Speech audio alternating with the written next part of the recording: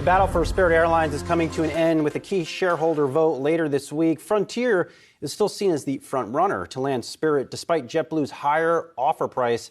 Joining us now is Spirit Airlines CEO Ted Christie. Ted, good to see you here on with us on what is going to be a really big day for your company tomorrow.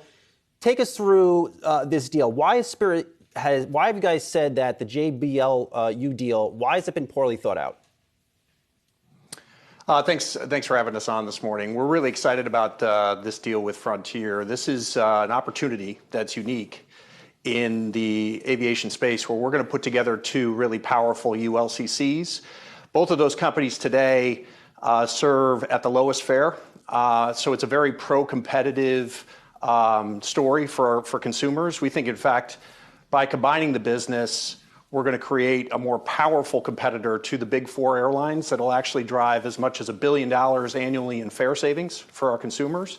There's also a good synergy story here for our shareholders and a very positive story for team members, creating nearly 10,000 jobs over the next 5 years. So a really positive deal in a difficult market, but a way for us to create a more viable competitor in the U.S. And Ted, we just had Robin Hayes over at JetBlue on with us. Take a listen what he had to say. We'd love to get your reaction on the other side.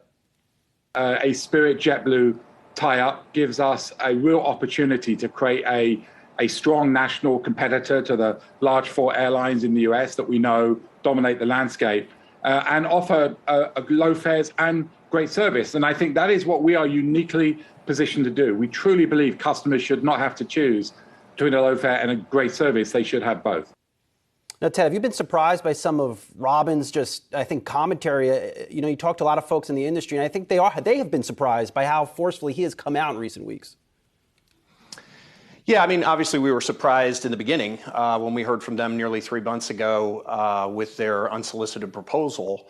And I think, once their position turned hostile with us, the rhetoric has really kind of dominated, which in my view is at this point appearing a little childish.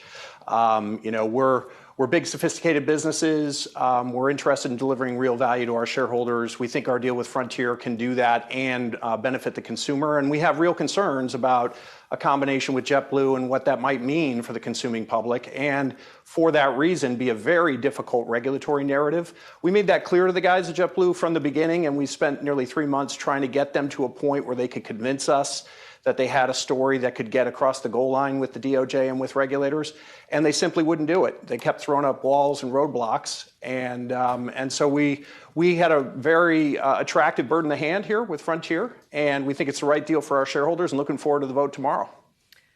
The vote is tomorrow, as you say, and so this is going to hinge on that. And I'm sure you've been having a lot of conversations with shareholders, as well as conversations with people like us to try to get the word out to shareholders. What's your level of confidence here that you're going to get the okay? Well, since last week, Frontier did make an amendment to their proposal, and we've made that now public. At that time, ISS is now recommending for our transaction with Frontier along with Glass Lewis. So we have all the proxy advisory services telling our shareholders they should vote for. We have a very pro story heading into the vote. We think we've got some good momentum now from both the retail side and institutional side heading into the vote. So feeling positive now, really proud of the story that we have, proud of this group in what has been a challenging environment to continue to operate well. We've been, over the course of the last month, been one of the best airlines in the business as it relates to operations. So a really positive story to tell there, and it's going to be a big day for us tomorrow. Ted, what role do you see yourself kind of maintaining post-acquisition if it gets voted on? Well, if you're talking about Spirit, we're going to be part of a big organization. There's going to be opportunity for everybody to participate in that. And, it's going to be an all hands on deck type consolidation with this business. Again, as I said earlier, we are the lowest cost, lowest fare operators combined in the U.S. So we're going to need everybody to navigate the transition, and excited about the opportunities that it'll deliver to Spirit shareholders and to Frontier shareholders. And I'm going to do my best to make sure that's a total success, regardless of what's required of all of us. And I know our team is aligned on that here. Ted, as a veteran of the airline industry, I'm just curious on what this process has been like for you. Well, it's been an education. Like you said, I've been in the airline business for 20 years, and I've seen a lot of the ups and downs. And one of the best parts of being part of this industry is you're never bored, and there's always something exciting around the corner. I've certainly seen that over the last 3 or 4 months, so I can tick that all away and put that in my book someday. But I'm extremely proud of this organization. Spirit has built a fantastic company, a really good company over the last 10 to 20 years, and one that we can all be extremely proud of.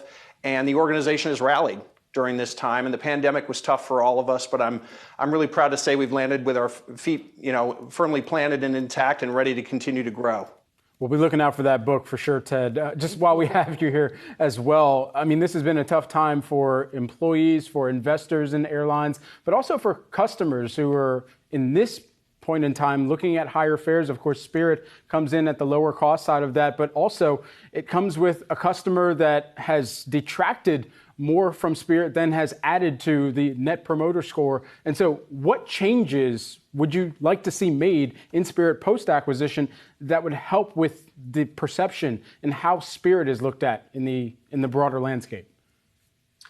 Well, it has been an evolution here at Spirit over the last 5 years or so. We've put tremendous effort into improving the company's reputation, its brand perception, and all of that's tied to its operational performance. And as I said earlier, we've been running really well lately. So continuing that into the summer is going to be a big step for us as well. I know it's been tough on the consumer and the traveler.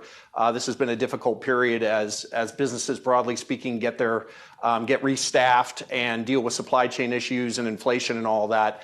But we have been a steady climber here. The brand perception, our Net Promoter Scores, all those things have been trending in the right direction. And when we combine with Frontier, that's going to give our guests more opportunities to travel, more new places to go, a tremendous opportunity, broadly speaking, to be a loyal customer of that combined business. And more importantly, we're going to continue to drive low fares into what is a heavily consolidated industry at the top end. The top 4 airlines control nearly 80% of the capacity in the United States, and we're 4% today. So we're hoping that combination can actually lend to the competitive story that the government's looking for.